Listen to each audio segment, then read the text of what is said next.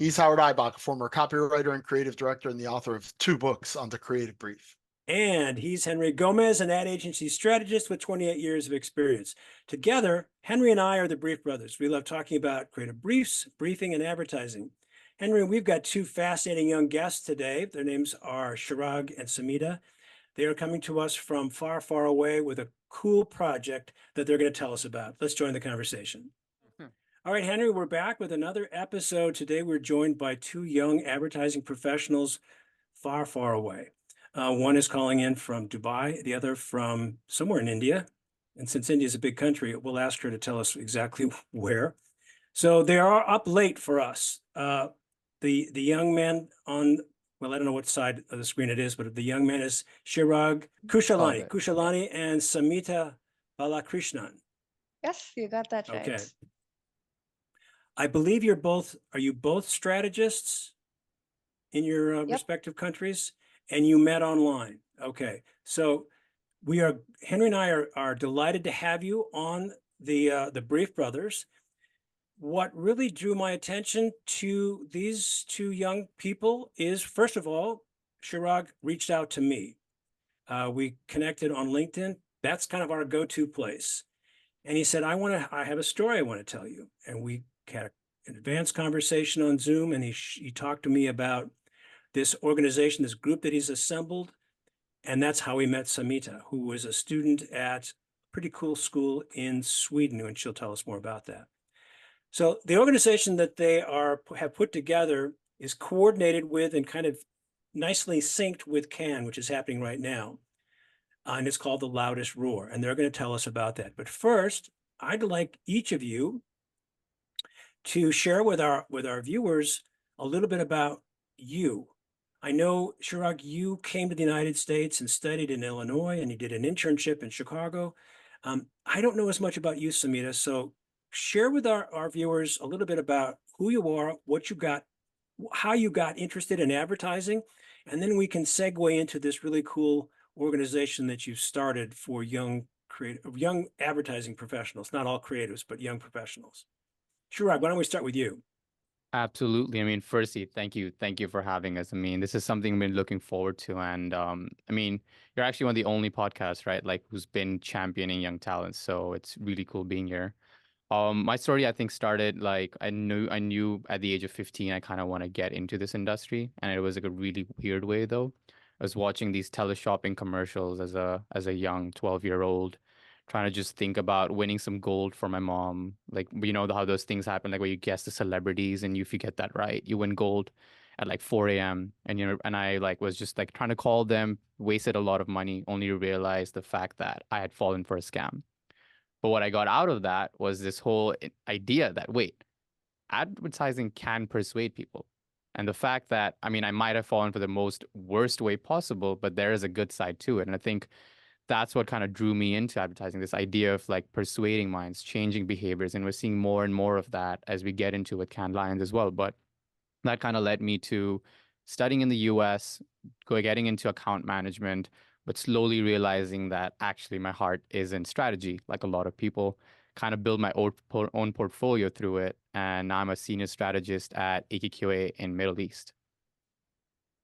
Pretty cool. I mean, it's right after Henry's heart. He's just eating this up. Samita, tell us about you.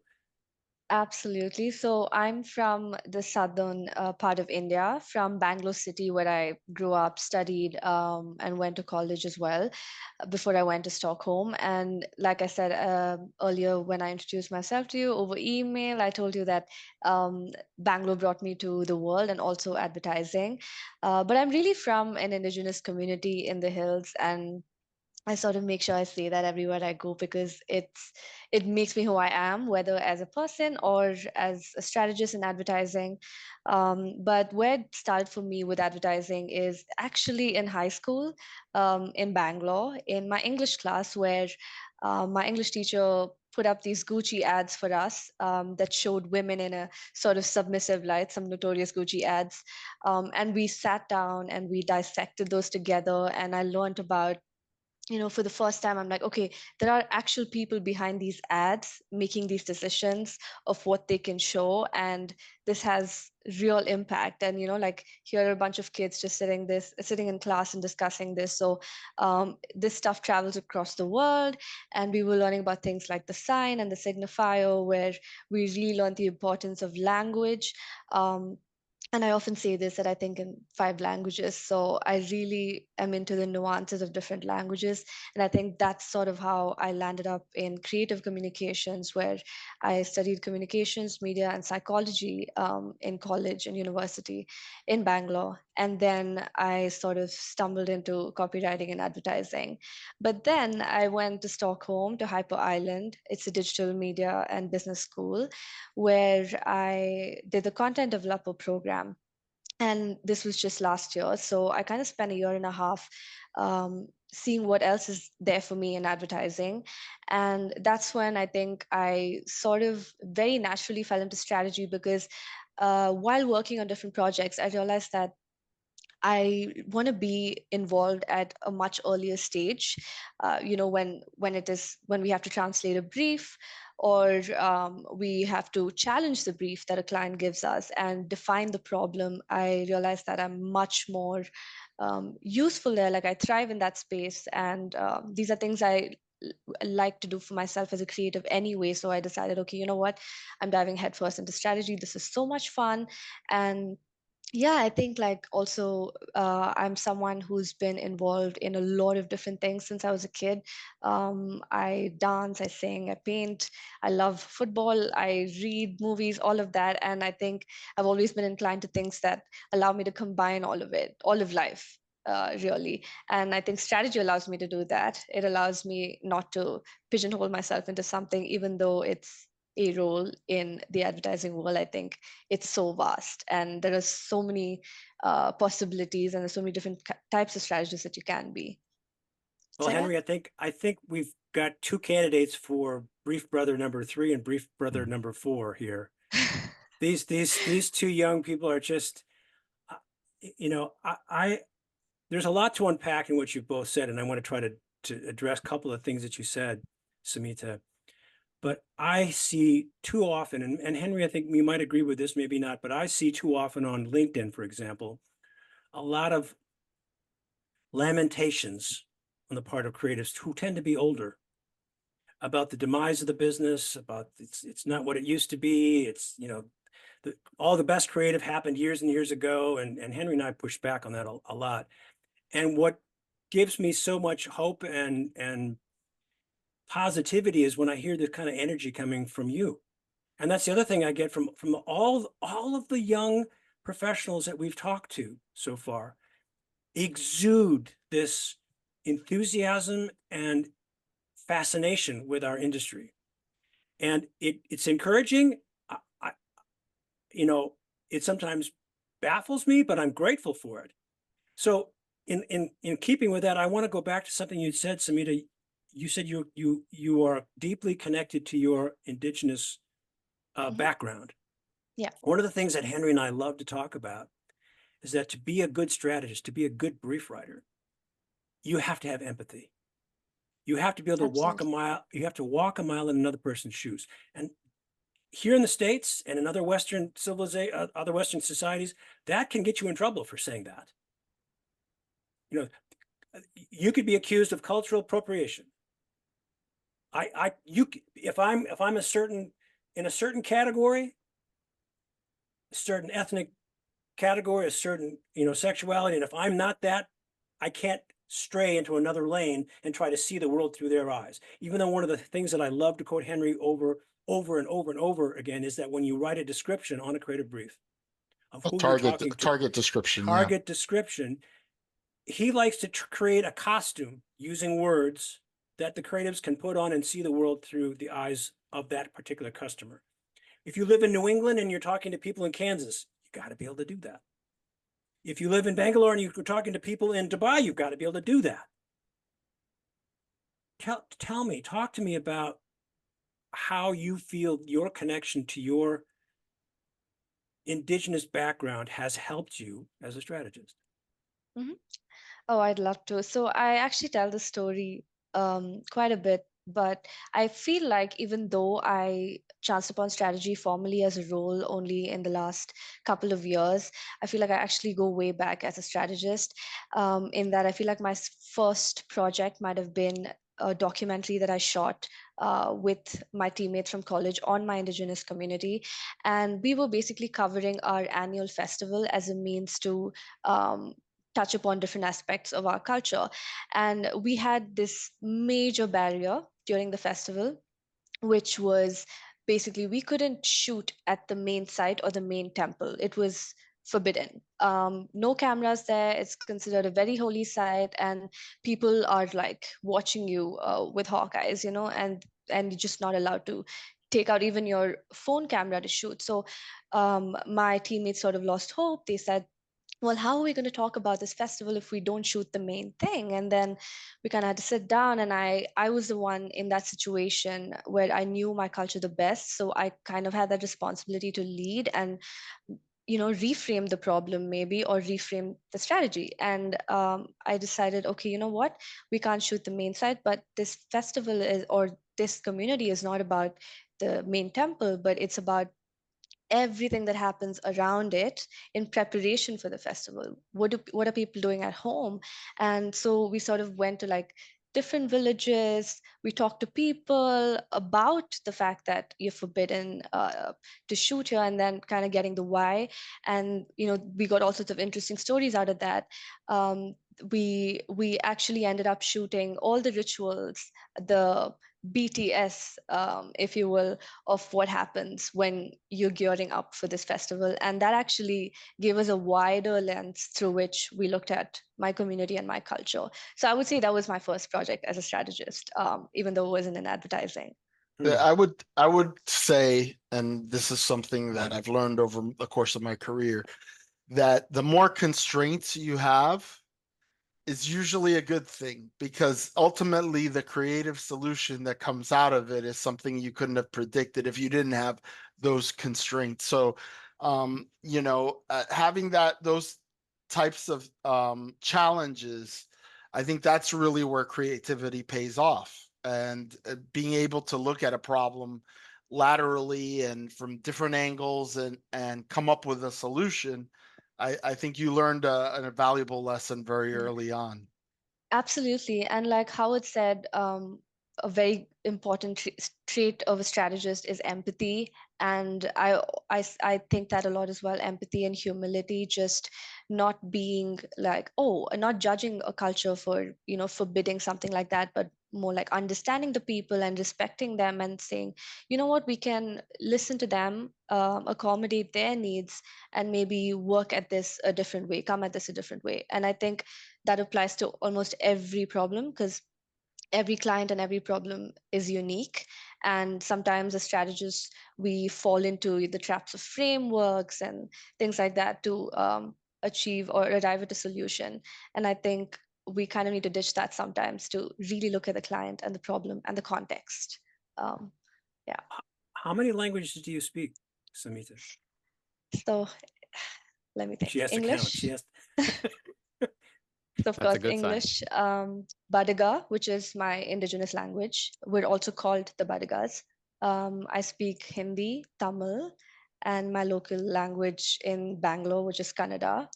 How many is that? Is that 4, It's 5? 4 or 5, 5. Yeah. Yeah, and Well, basic French. Yeah. Basic French. You know, your brain is bigger than people who are only monolinguists. Did you know that? I've heard that, but I don't yeah. mean I don't mean that your head is getting ready to explode. I don't mean it in that literal sense. It just Yeah. means that you literally have more neurons Mhm. in your brain than a monolinguist or even a bilinguist. I think, Henry, you speak 2 languages or 3? 2, right? I speak English, and I would get myself in trouble if I tried to speak Spanish and French, because I'd mix the two. I like to say this because I taught college for many years, and many of my students, on many occasions, I was the only white face in the room, and on other occasions, I was minority.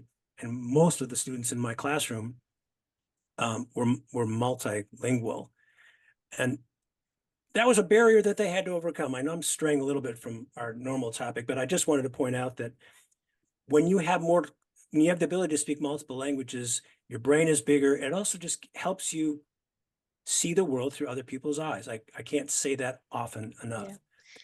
Yeah. Language is culture, and I think Mhm. speaking different languages is also thinking in different languages and knowing the world through all those languages, and that really builds empathy like nothing else can. So yeah, I Yeah. absolutely agree with you. Well, we're not ignoring you, Chirag. I just was fascinated by Samita's background, and you and I have already had a chance to talk a little bit. I love But this. I mean, I actually didn't know about this, so I'm learning more about her as well. I mean, we met online, right? So we're still getting, yeah. that's kind of the way of the world these days. But in our previous conversation when we first chatted, a week or so ago, you mentioned to me that you'd come to the States when you were a student and you studied in Illinois, and then you had an internship in Chicago. Could you kind of fill us in on that? Tell us a little bit more about that. Yeah, so started in supply chain and marketing at University of Illinois, Urbana-Champaign. Supply chain marketing. I mean, is that sexy or what?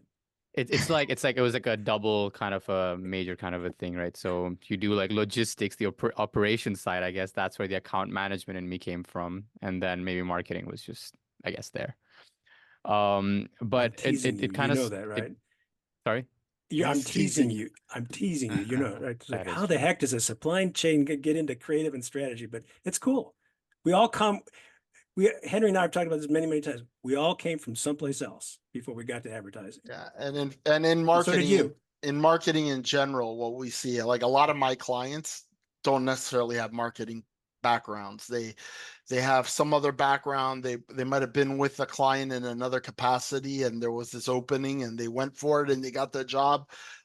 So I think that's true, and a lot of agency people, as Howard and I have talked about over the years, started somewhere else or started in another department, and then you kind of find your way. And my story is similar. I won't repeat it now, but I found my way into advertising and strategy specifically. So So tell supply us a chain, little bit more yeah, about supply Champaign chain. Urbana and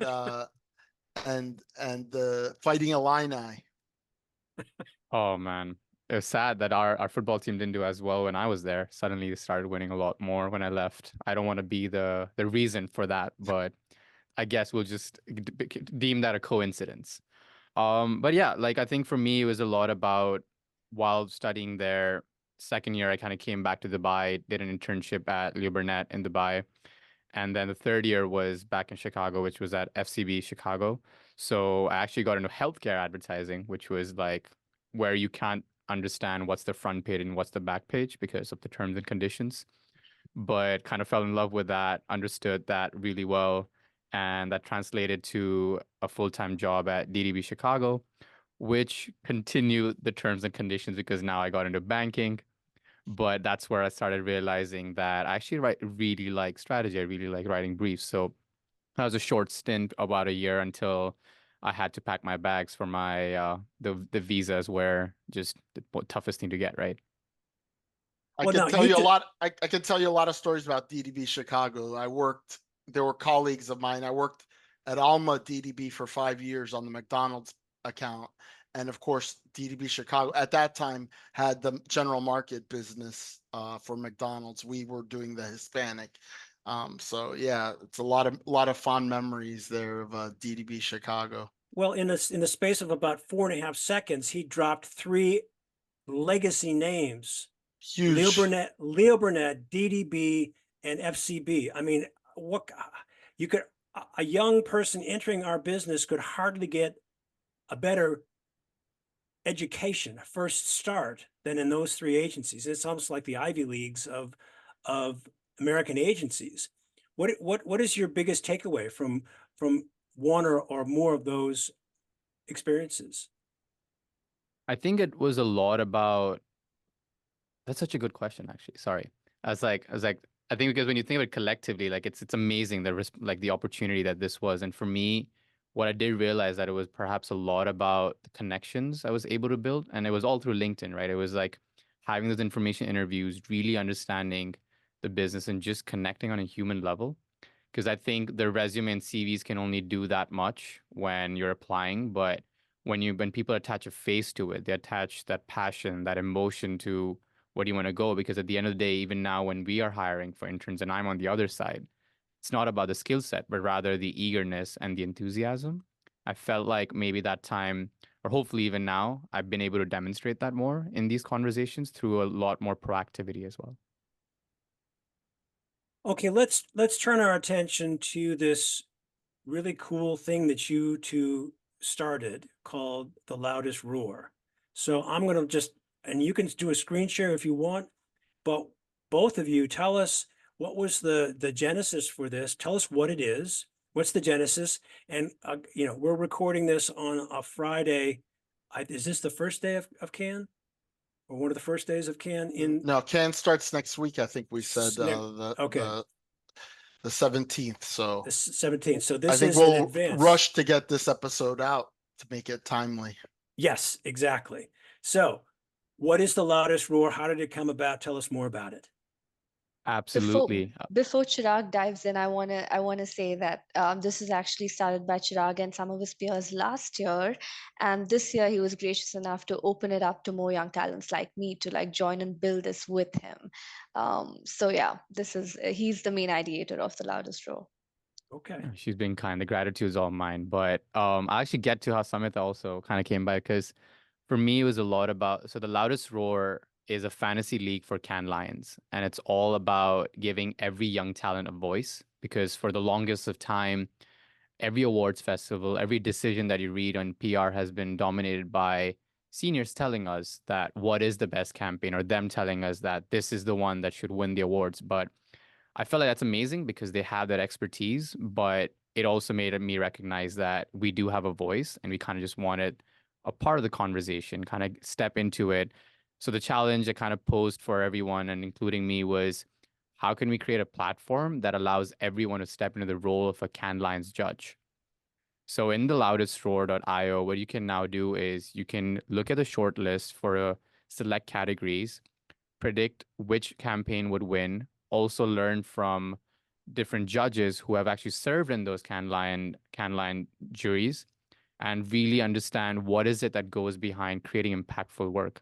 At the end of it, it's all about feeling more inspired, feeling more excited about creating those campaigns, but now understanding what actually goes behind creating the best of the best. I like your simple description, a Cannes Lion fantasy league. That to me is it really tells you. I mean, you're basically picking and choosing, and then comparing versus real results to see how right or wrong you were in your choices, kind of like a fantasy league. So very cool. And you're doing it in a public way. Do you want to show the website? Do you want to show us what this is all about? But yeah, so as soon as you get in, the whole point is like you kind of get to start the game, you get to go on, watch it. And what we're actually trying to do here as well is over here is where you get to go watch the tips and tricks. So these are past Cannes Lion judges who have graciously offered us their words of advice over here. And then you can also go into actually watching each of these case studies and then coming back and voting on them as well. And what we've actually tried to focus on is, I know Cannes Lions has a lot of categories, so we actually chose the 5 categories that a lot of the industry veterans deemed as this is what defines the future of advertising. If you think about it, it's the titanium, the innovation ones that really predict the future, but at the same time, glass is there for impact, but business transformation, creative effectiveness are there for them being all about like, how do you make meaningful change and make it more effective as well. So what we're actually doing is we're running this till Cannes Lions announces their winners. And if last year was anything to go by, we now know how different every young talent thinks to Cannes Lions jury members. And I'm actually excited to see how we kind of shape up everything over here. So I would imagine, because they announce short lists for each category, it's like on a rolling, like they don't announce all the short lists all at once, right? So I imagine there's got to be like a lot of frantic work here on the back end to see the short lists and match up the cases. Quick question, where do you get the case study materials from? Or do you have to hunt around for them on your own, hoping that the agency that submitted has also published it on Vimeo or YouTube or something like that? Or do you have an official in with Cannes Lions and get access to those case films? You're absolutely right. It is that franticness all over. Yeah, Samita, go ahead. Yeah, no, I said we go digging, just like strategists do. And in the first couple of hours, usually it's the hardest because it's only like almost a day later when some agencies upload their work, but otherwise it's just us in Vimeo, YouTube, sometimes even Instagram, because some of the work is like more on ground and they don't really have, it's not an ad and it's something that's happened on ground. So yeah, so it's a lot of digging for sure. So you said that this is did I catch you right when you said this is the second year of this effort? Absolutely, yeah. So we started this last year. It was like 6 months of just scrambling, getting things together. So the last year's team was the one who, together, what we did is we assembled the UX and UI of this together, did the art direction, kind of got that entire system up there, and now it's like kind of paying off with the second year as well. Okay, so how did the young folks do last year? That's such an interesting topic. Let me actually switch my screen off, and I want to share more about that because 1 second, sorry. I I guess also relate. I also have a question regarding the categories, and you mentioned, you chose these 5 categories as like being the important ones. Notably, not on the list is film, right? Is there a conscious rationale for why not? Because film is the last Grand Prix announced. It's still like the most prestigious Cannes Lion. I'm wondering what the thinking was there, and not that I'm knocking it, but I'm wondering. Funny you mentioned that. That was the most painful removal of from last year, but it was funny because that's what everyone told me, right? Like it's like Cannes Lions film cannot exist. It was the first ever awards to ever happen. The historicness, the prestige is so out there. So that's what we put it until we realized that there were 245 shortlists to upload. Oof. So that was days and days of digging, but then at the same time, that was days and days for a young talent to actually go through. So this was kind of like that. These select categories are that careful combination between making sure that everyone has enough time. It doesn't take away too much of their daily lives, but at the same time, it is the most impactful categories. But film is phenomenal, and I wish they just chose 20 shortlists and we can bring them back. Yeah. Didn't they add? I've just been reading in the trade press recently that they've added a category called humor, or is that a subcategory? No, it's actually it's a completely new one, and that's what I found it so amusing that it's Yeah. kind of bringing it back, right? Because historically, again, with Cannes Lions, we always see the more NGO, impactful, serious kind of works. I'm loving this kind of mix that they're bringing in, and hopefully, once we find out how many shortlists there are that we have to kind of go on the back end and put, then we can bring it back next year. It baffles me beyond explanation as to why humor is a category. Well, I mean, I don't get it. Why would they not? I can't even articulate my confusion as to why Cannes would have a separate category for humor when we all know that humor is such a powerful driving force in any kind of communication. But they never call me and ask for my I advice. think part of it is what he said, Chirag said, is that it's gotten so serious with all of these Yeah. NGOs and nonprofits and Save the World. And it's a little bit of, there has to be a corner somewhere for that advertising that makes us laugh, makes us smile, makes the brand famous for doing that. So That I get. That I get. I think if I were the Grand Poobah of Cannes Lion, I would definitely change certain things, but that's not the topic of today's talk. Yeah. So last year, how did your cohort do Yeah, so we had in the predictions? we had 350 people participating, young talents from like 25 different countries. So it's really cool, like just seeing the different voices and opinions out there. And interestingly, there was only a 13.2% prediction match. So we actually learned this whole idea that now young talents think so differently. And it was really interesting because the main differences were actually in the innovations category.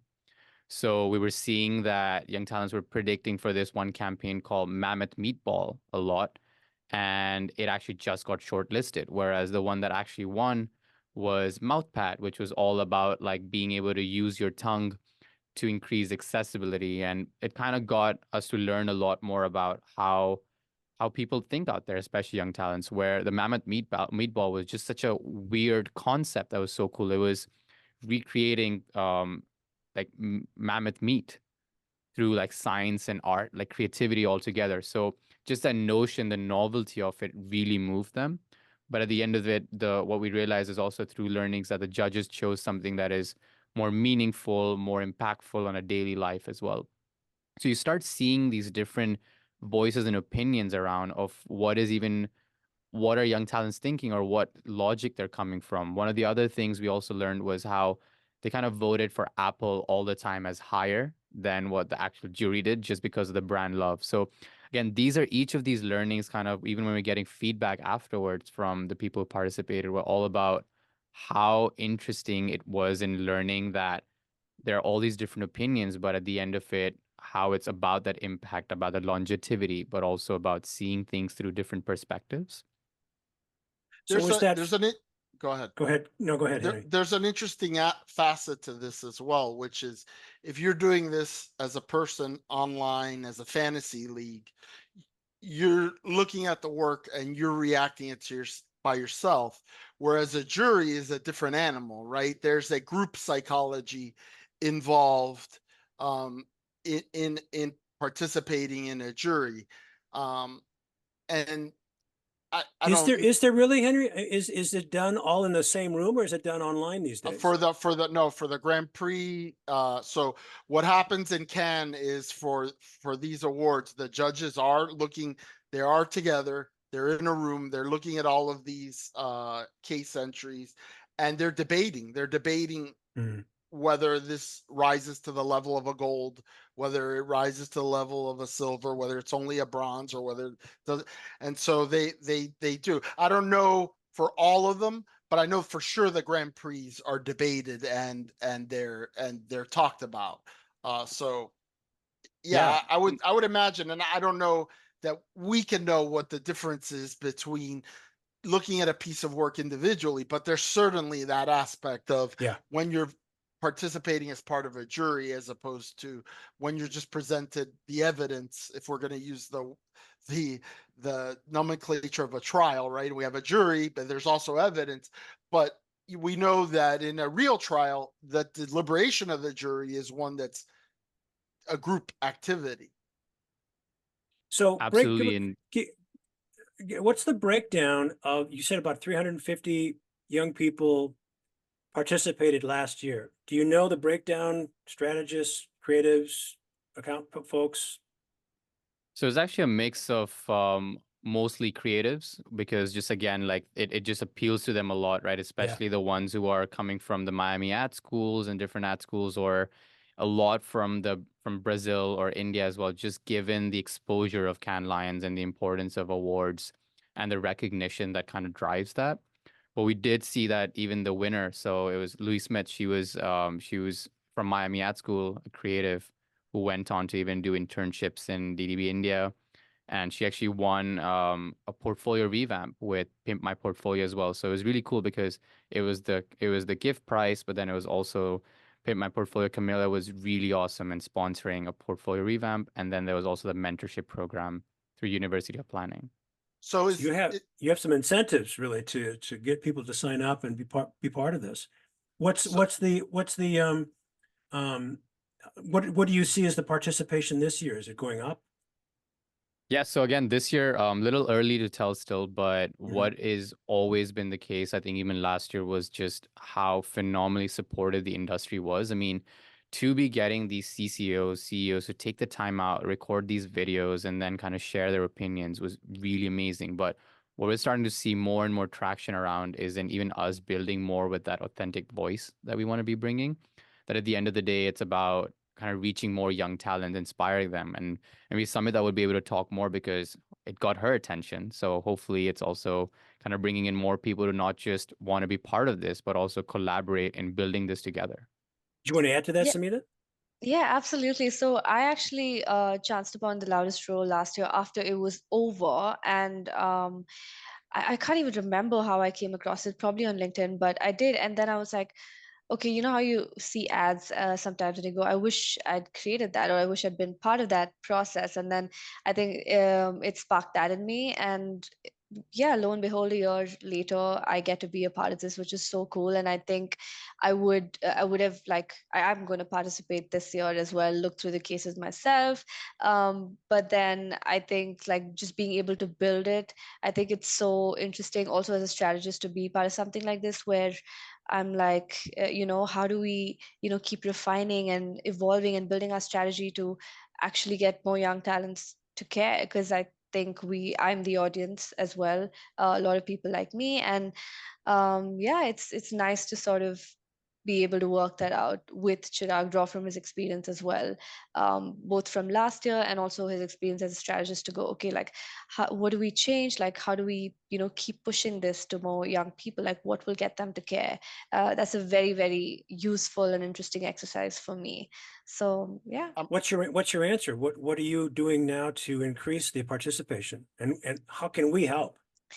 I think this year the discussion we sort of had was, okay, last year, we were like just it was a bunch of young kids who wanted to come together and place their vote and like participate in this game. But I think this year we had this conversation where we said, this is not just can gamified. It's so much more than like a fantasy league. Yes, it is a fantasy league, but it's actually such an important movement, we would say, to bring more young voices in. Like Chirag was saying earlier, that it, like, ideas can come from anywhere, right? It's not just the seniors. So why not bring in young people into it as well? And yes, we have so much to gain in terms of experience, but I think there's something that comes with being young and naive and just coming with like a fresh new perspective.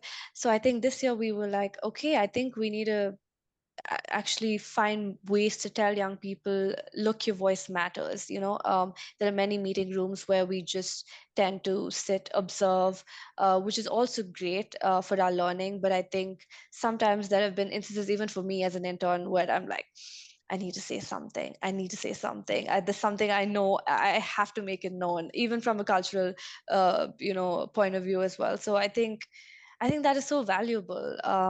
And it's us being a part of this conversation, young talents, I mean, is not just valuable for us in terms of learnings, but also I think it's valuable to the seniors as well. And I think that, we talked about this when we were building our manifesto for this year, where we said, do we want our own table? Do we want to, like, to sort of make silos again? No, we don't. We don't want to, we really want to draw from the experience of the seniors as well. We don't want our own table. We kind of want to push our tables together.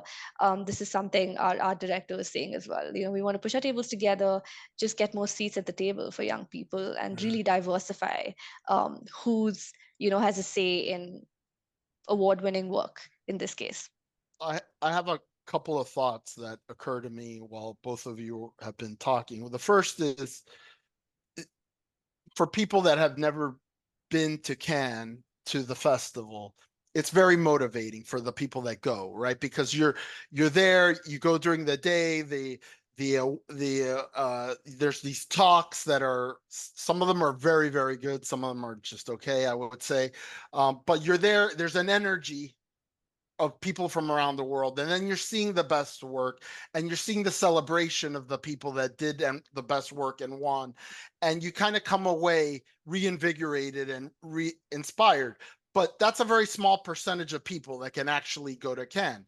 What you've done with this gamification is you've given people skin in the game that aren't necessarily going to be at Cannes, right? But it also gives them a venue to look at the work, right, and have skin in the game and be exposed to the work, which in and of itself is inspiring, which I think is like a phenomenal byproduct of this. Is, and then the other thing that occurred to me while you guys were talking was, how important is the Cannes Lion Festival in India specifically? Because it seems to me like it is pretty important. And the reason, I'll shorten this very long anecdote into a very short one. I was writing a brief to do a project that we were going to basically knock on the door of a client and try to sell them an idea so that we could win a Cannes Lion. And the CMO was a very highly sought after CMO. And as I was writing this brief, I found the video of the CMO talking for an hour at Cannes to an Indian journalist for Indian television. And I thought to myself, what other country like would have an hour with this CMO talking about what he likes and and by the way, the epilogue is we did sell him the idea and we did win a lion at Cannes with the idea. So, but I just thought it was interesting kind of that I think the importance of Cannes varies from probably country to country. And even within, in the United States, it's big, but I imagine there's a ton of agencies that don't even know when Cannes is because they're doing like local stuff or they're just that's not there. But it seems to me like there is Cannes has an outsized importance in India. I would definitely say that Cannes is important to the industry at large in India. And I've seen, like various agencies submitting their work every year, and every year like there's a lot of conversation during Cannes season. However, something interesting that I found when I was working at Wunderman Thompson training to be a copywriter in Bangalore was I was talking to a bunch of my seniors, and we were talking about awards and things like that. And one of them actually said, you know what, we do, like sort of champion, people to create work that, to submit and like use that as motivation and incentive. But this particular creative said, I also know so many great writers who don't care for awards. They care about the work, they care about doing good work, but they just want to stay far away from awards because that's not where it's at for them in the industry. For them, it's really the client, the problem, and doing and making great work, writing or art or whatever it is. So I found that really interesting that there's a whole world outside the awards, even in traditional ad agencies. Yes, there are, your digital marketing agencies and other agencies closely linked with advertising that probably aren't aware of Cannes or don't really, participate or try to participate heavily. But I also see that, within ad agencies, there are people who are devoted to the work and they sort of like done, That's yeah. definitely altruistic, but I would say a lot of us, people, you spend a career working in this business and it's nice to be recognized by your peers, right, for the work that you did, and particularly when you're proud of that work. And there's a lot of negative things said about awards, and I agree with a lot of the negative things that are said about awards, but I think there's also a positive side. And one of the ways that I look at it is when an agency is winning awards, that's a mechanism to attract talent, right? The best talent wants to go to the best agencies. And for better or for worse, one of the measurements we have of who's doing good work is who's getting work that's being acclaimed by their peers in the industry. So, I mean, I get it. Everybody has a different motivation. And not everybody is motivated by praise and awards, but a lot of us insecure people are. Well, I'm going to say that I'm one of those who never was motivated by awards. I would probably have 0 awards on my resume, but for the fact that the agencies where I worked submitted them for awards. I never said to my boss, "Oh, you got to submit that." I just like, "Oh, you submitted it. Cool. Let me know if I win." And then I'd get this, I'd get that. And I have a handful, not that many, but I am one of those guys who, and I was a copywriter and a creative director. I was motivated by the problem. I wanted to solve the problem, and I love to write. I love to tell stories. So, and I worked for a number of clients, one in particular that I've never forgotten, whose attitude toward awards could easily have been a motivation for me to be more ambitious about awards. But I kind of smiled and chuckled and agreed with him. He used to say, he was the CMO at Jacobson Textron. I can say it now because he's probably dead. Jacobson Textron was a manufacturer of lawnmowers, right? But lawnmowers both for your home, but also for the big, for a city or a county that needs to cut the grass between the highways, right? Jacobson Textron made these lawnmowers. They were a bigger manufacturer than John Deere and Toro, which are more recognized brands. And every time we'd go to see this guy, he'd say, all you guys want to do is win awards. And I was too junior to push back and, be snarky with him, because my thought was, well, yeah, why don't you? But I got it. I understood he was suspicious of the agency and their motivations. And fortunately, I was one of the guys like, yeah, well, whatever, just what's the problem? How do I solve it? So I guess I would say I'm in the minority. Yeah, I and I think, mean, sorry, right, I think awards are like are a great resource for like young talents, for us to just start exploring the work, start somewhere. But I think it's also important to like recognize the fact that there is an entire world out there outside the awards as well. And I think appreciating both worlds can actually help us learn the most. Just not having an absolute opinion that awards are good or bad, but just sort of being open and absorbing things from everywhere. And just, yeah, that's what I would say. I think Henry's point, though, is really fascinating and important, and that is you, by virtue of this platform, are opening the world to other young talents that they would otherwise not get, because very few people end up going to Cannes, much less winning something at Cannes. It's the pinnacle. It's what everyone aspires to, or many people aspire to. So I guess that leads to another question that Chirag, you could probably give us an insight. You mentioned was it 13 point, what was the percentage that you'd mentioned? 13.2. And that's the percentage of correct? The prediction match. Yeah. Right. Was there anything else? Did that surprise you? Did you expect it to be higher or lower, or?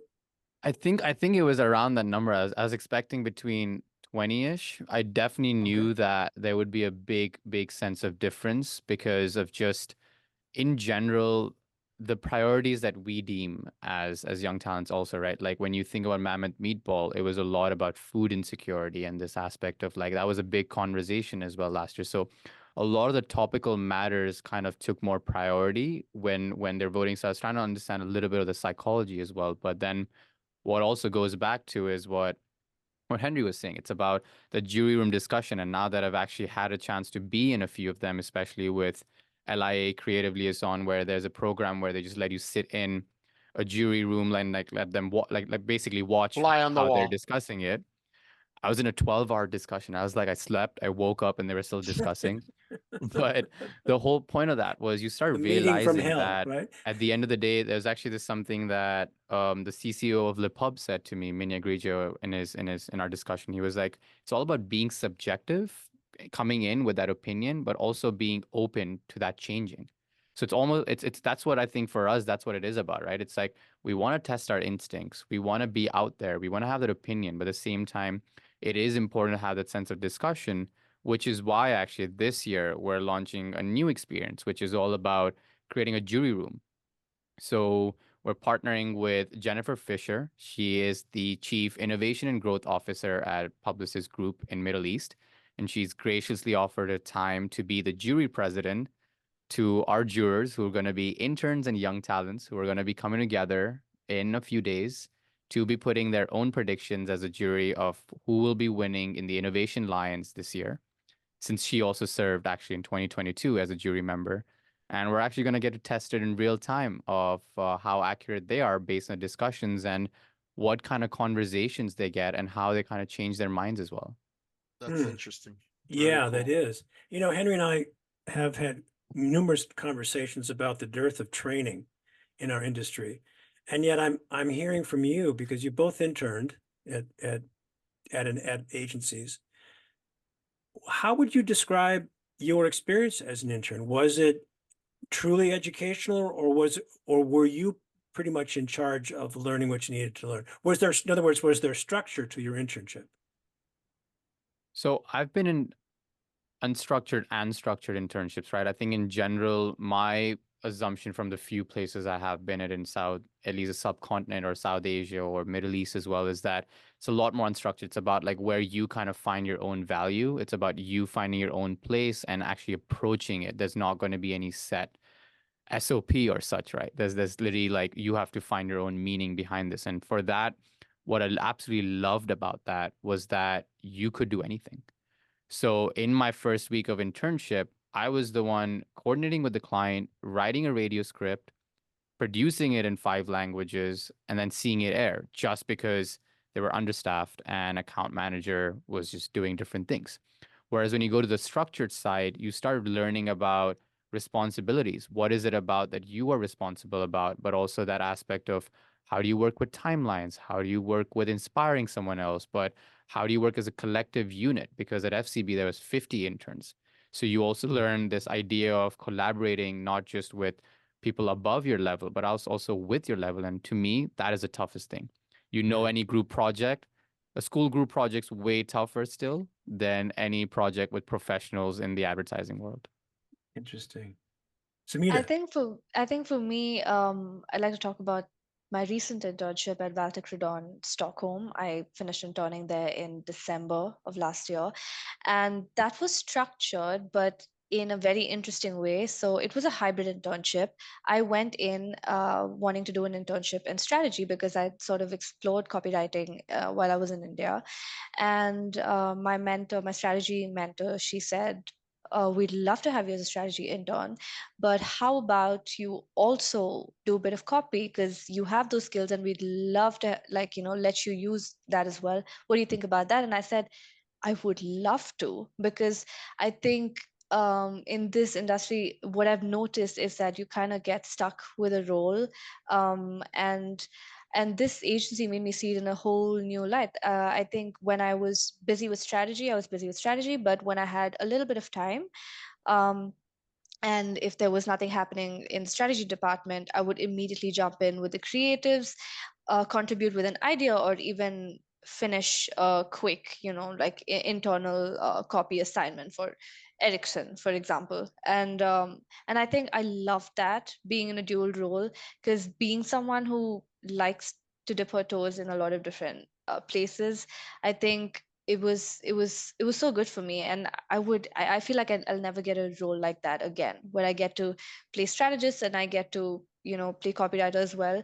And I think it's so great for my brain as well, where I get to access different skills and not get stuck in the same path, where I can think like a creative, and think like a strategist, and again, like, just build empathy for each other's professions.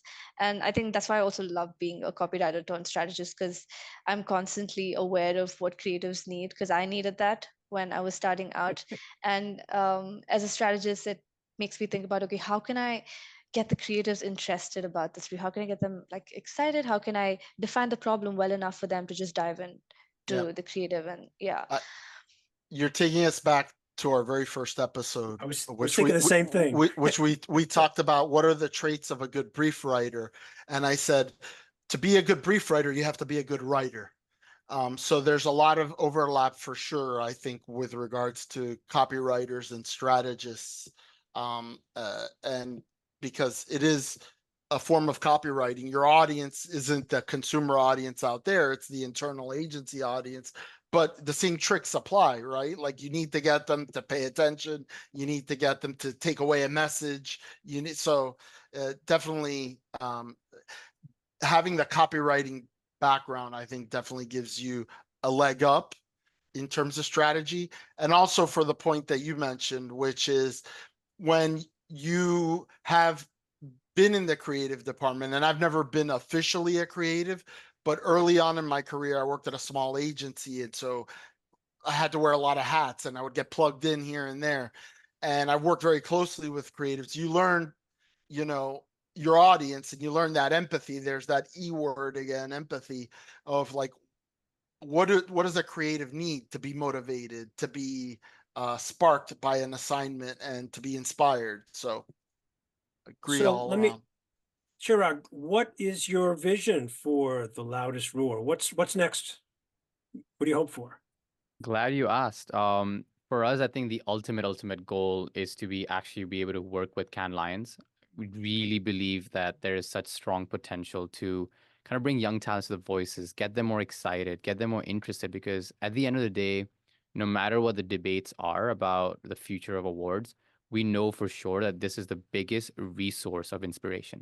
It's the biggest, is the hub of it, right? Like the whole week, the whole festival, the whole idea of it is at the end of the day to inspire each other and bring in more voices. And I feel like if we can do this, this is something that's going to get more young talents in the conversation, but it's also going to help us start seeing things in a different perspective as well. And I think, like, me being a junior now, as we build this, at some point, both Chirag and I are not going to be juniors anymore. But I think something I tell myself often is keep that beginner mindset, because it's so important, as to keep you from growing stale in this industry, to just keep you fresh all the time. And I think when someday I'm a senior in this industry, a senior strategist, I would definitely want a young creative or strategist or art person in the room with me. I think I want someone. I was talking to Chirag about this again when we were talking about our vision, our strategy for this, and I told Chirag, I said, I see this as kind of like a football team where you can't have an entire squad stacked with just young talents, or neither can you have an entire squad full of tired old deadwood. I think you need a good mix of the seniority and the experience, or like a backbone, and then you need to continually infuse this team with fresh talent. And I see awards shows or this initiative or even the Can Lion becoming more like that, like a good mix in a football team. Wow, wow, wow. This is an impressive conversation. You are two very impressive young talents, and Henry and I are really grateful that you could join us. So Chirag Krishlani and Samita Balakrishnan, representatives and founders of the Loudest Roar, a pretty cool fantasy Can Lion game, and really talented, insightful, and articulate young talents in our industry. Thank you for joining Henry and me on the Brief Brothers. Good stuff, Henry. Good stuff, Howard. He's Henry Gomez. And he's Howard Ibach. And together, we're the Brief Brothers. Till next time, bye-bye.